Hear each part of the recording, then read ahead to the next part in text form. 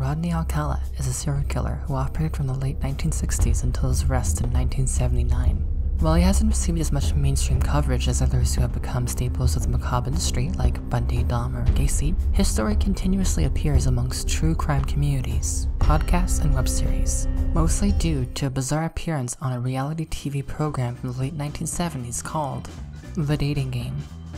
And that's what I want to discuss with you today. How did Alcala, a serial killer who had assaulted minors, was convicted of felonies, and was suspected in the deaths of several, become one of 3 bachelors for one unlucky contestant on The Dating Game? Welcome to The Witching Hour.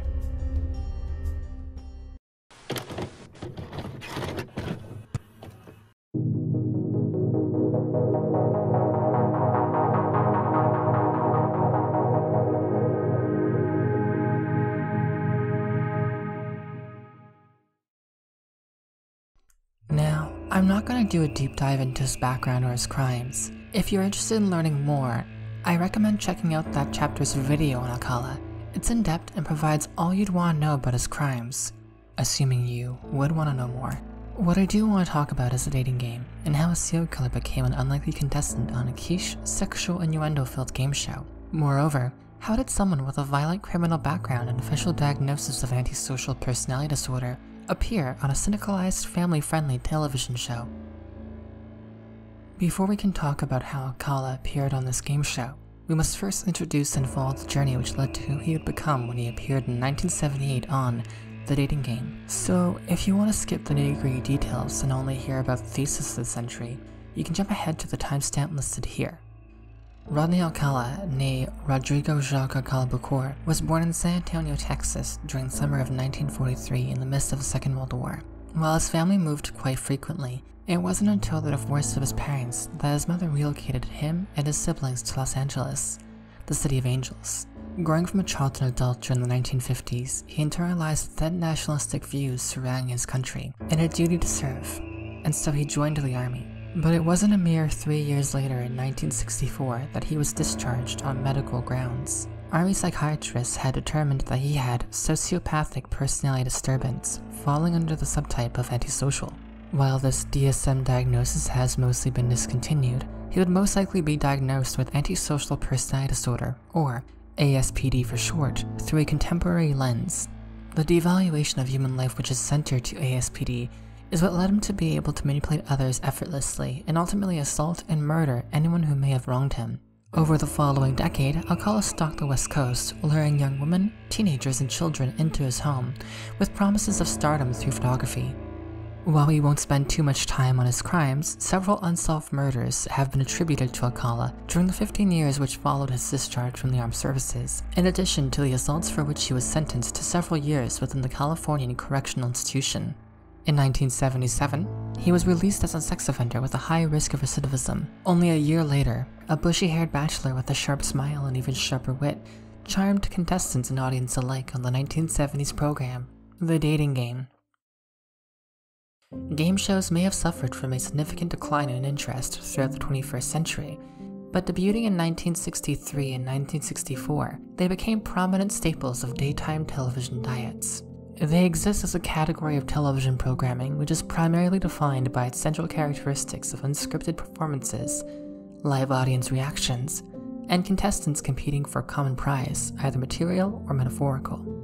The Dating Game was one such broadcast, produced by infamous program creator Chuck Barris. It first aired in 1965. In a regular screening, one bachelorette would sit on one side of a partition divider with 3 bachelors on the other. A pretty girl asks 3 handsome guys, who she can't see, silly questions, and based on their answers, she picks one to date, and we pay for the date. That's it. That's the show. Where other shows offered wealth, fame, or material possessions, The Dating Game promised love. And so, how did Alcala crawl his way onto stage? Surprisingly easily, actually. Turns out the only requirement to be considered to be on The Dating Game was to be referred by an existing participant or through other members of the production team. The only screening process involved 2 phone calls with staff members. The first would involve providing a brief biography, who you are, what you do, and why you're interested in being part of The Dating Game. Suffice to say that Alcala did not provide the most accurate biography of his life up to that point. And the second call would involve a mock interview session in which they would test the potential candidate's improvisational skills and verbal wit. It doesn't seem as if any information provided by potential candidates was verified further than consulting with their referee. They did not call employers, universities, nor former romantic interests. As far as I found in my research, blind trust appeared to be central to the recruiting process. As a core tenet of the Summer of Love, which inspired the dating game, it continued on through its production up to and past the appearance of Alcala until the end of its syndicalization. You may ask whether there was any sort of verification that could have been done. It was the 1970s after all. Aside from a cursory confirmation of information, what options did the recruiters for the dating game have?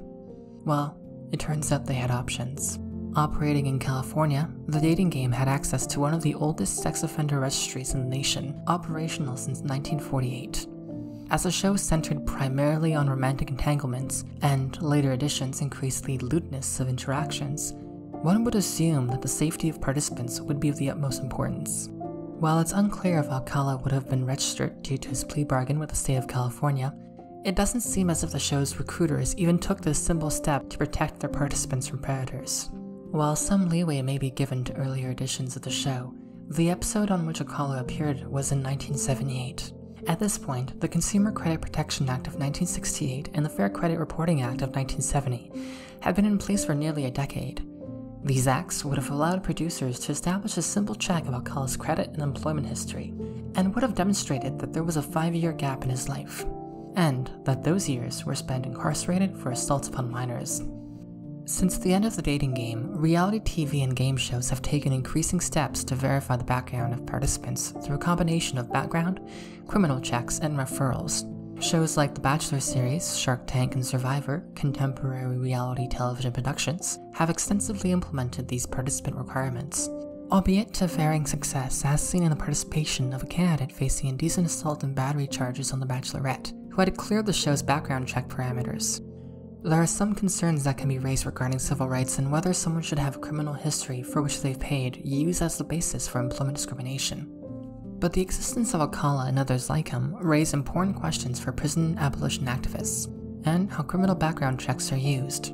With that said, we're not likely to see another Alcala appear on reality television anytime soon, although that doesn't bar the possibility of some fledgling serial killer who hasn't been caught using his, her, or their wit and sociopathic personality to charm their way onto television. At least we hope not. If you've enjoyed this video, please like, subscribe, and turn alerts on for this channel. If you have any recommendations on topics you'd like to see covered next, feel free to drop your comments below. With that said, thank you for watching, and as always, The Witching Hour, signing off.